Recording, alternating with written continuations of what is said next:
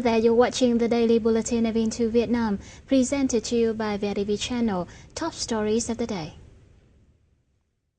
Former Singapore Prime Minister arrives in Vietnam to boost economic ties between the two nations. The Consumer Price Index rises by 0.4% in September. Vietnam January and September foreign direct investment disbursement rises to $8.9 billion.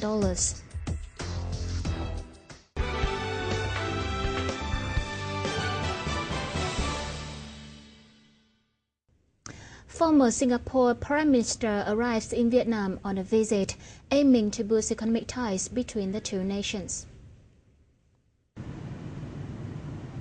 The Singaporean Emeritus Senior Minister arrived in Vietnam on September the 23rd for a 4-day official visit that aims to reaffirm the close ties between the two countries. Singapore is a major trading partner with Vietnam and is third largest investor with about $30.6 billion in cumulative investment in more than 1,250 projects. Bilateral trade has grown steadily over the last decade, achieving a threefold increase since 2003 to reach $17.4 billion in 2013.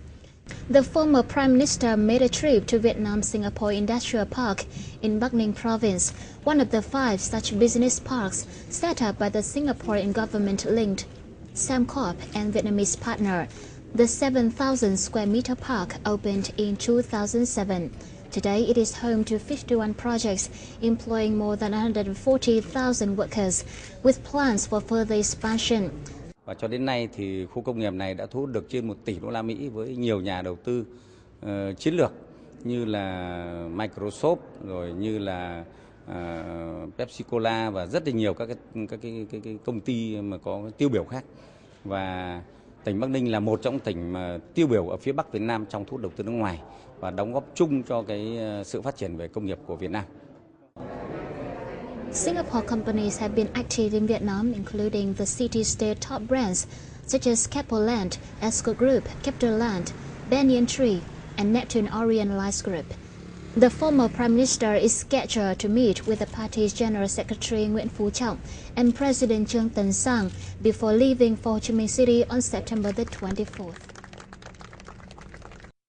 The General Statistics Office announced Vietnam's Consumer Price Index for September rose by 0.4% compared to the previous month and by 4.61% over last year's September, attributable to increased education costs at the beginning of the new academic year. During the first 9 months of the year, the Consumer Price Index increased by a mere 0.25% on average each month, an all-time low in the last decade.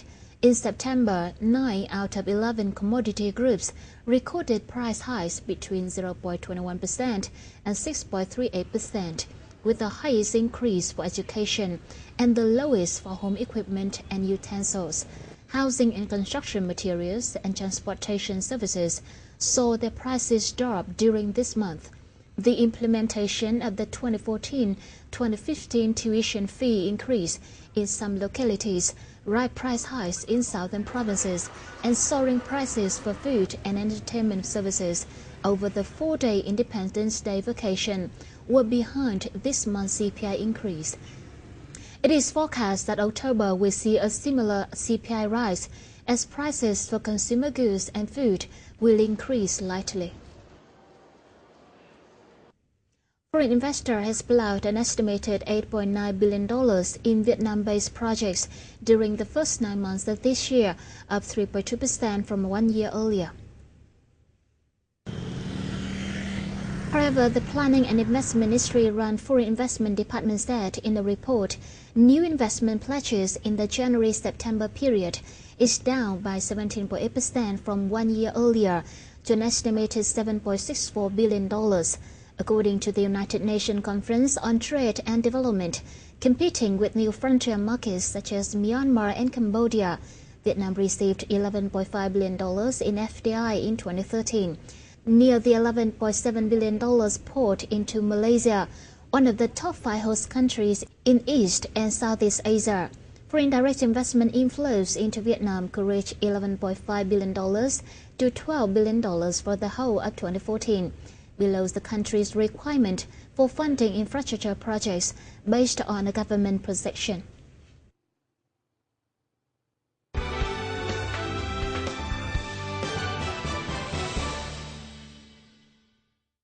And now let's move on the bulletin with some financial news. Vietnam State Management Company or VAMC is dealing with nearly 60 trillion Vietnam dollars worth of bad debts it has borrowed from banks since October last year. As of September the 1st, VAMC had borrowed nearly 3,600 debts for nearly 49.4 trillion Vietnam dollars from 35 credit institutions, including those having no need to sell bad debts. The company said the debts carry a total original value of over 59.5 trillion Vietnam dollars. Of the total, VAMC had classified 145 debts worth nearly 14.8 trillion Vietnam dollars, while restructuring debts with a total original value of around 9.7 trillion Vietnam dollars of 123 clients who were capable of recovering production and business activities. The loan's interest rates were revised down to 10.7% per annum. According to figures from the city's Department of Statistics, total outstanding loans in the capital city reached 975.2 trillion Vietnam dollars, or $46.44 billion in September. The amount represents a 4% increase over that of August and a 3.2% increase over that of the end of 2013. Short-term loans grew by 5.9% over that of August and 0.2% over that of the end of last year, while medium to long-term loans expanded by 0.2% over that of August and 9.7% over that of the end of 2013.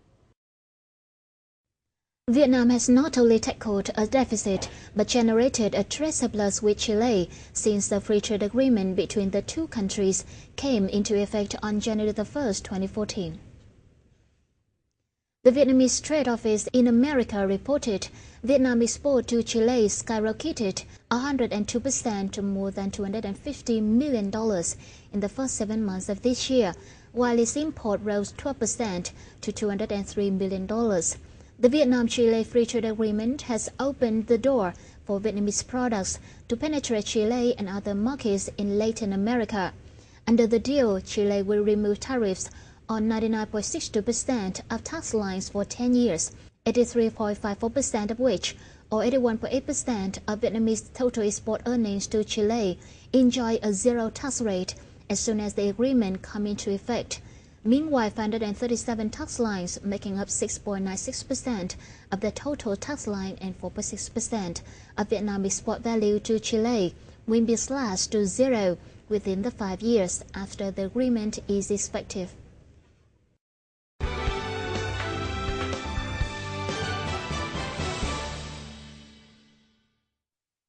According to economic experts, one of the problems faced by Vietnamese exporters is a lack of sustainability or the lack of harmony between the export strategies and domestic market development.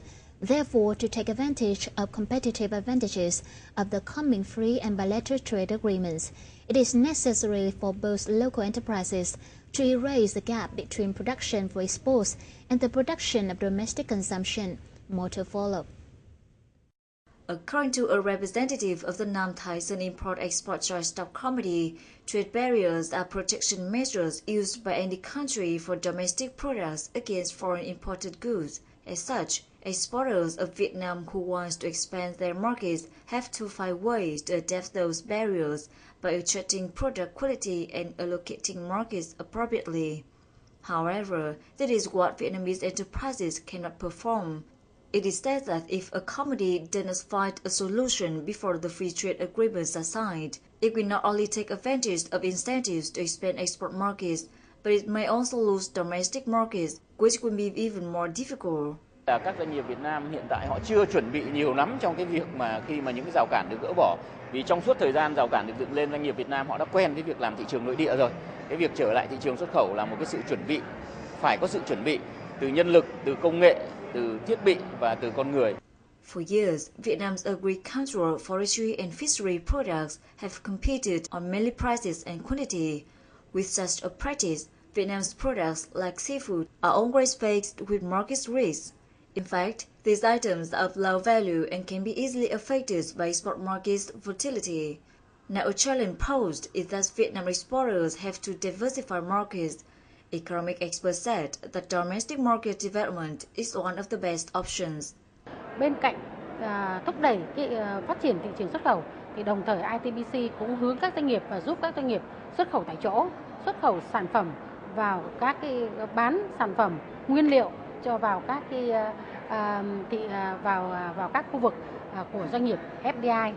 Và bên cạnh đó là ngoài cái vấn đề mà tập trung mở rộng thị trường xuất khẩu để mà tránh tập trung vào một thị trường,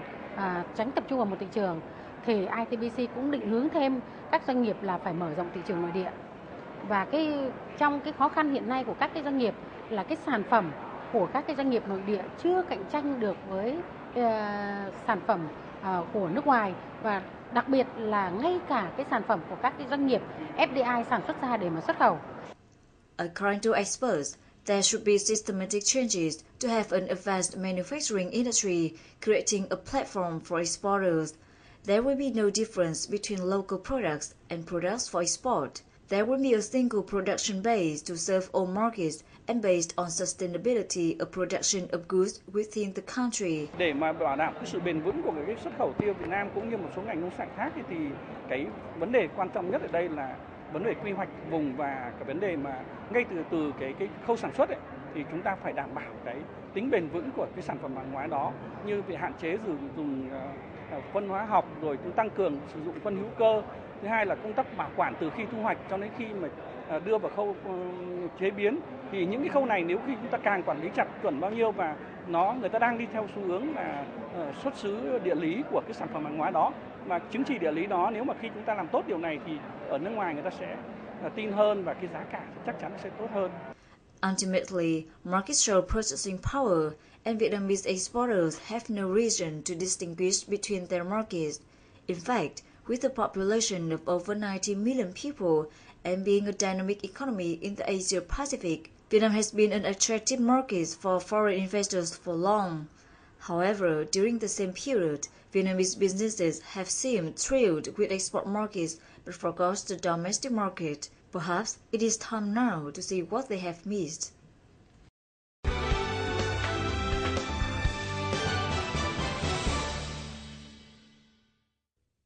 As usual, the final part is the summary of local gold prices, forex, and stock market.